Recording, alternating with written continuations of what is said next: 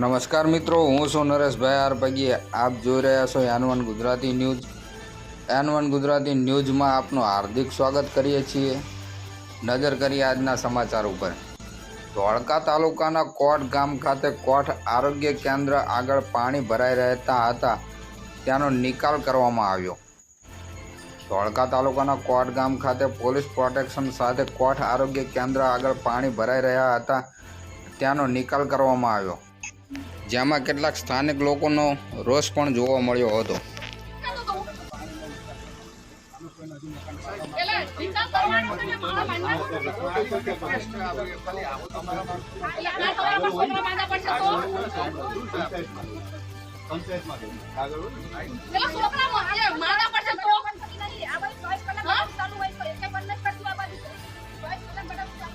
હાલો બાકી બધા પોતપોતાની જગ્યાએ જતા રહો।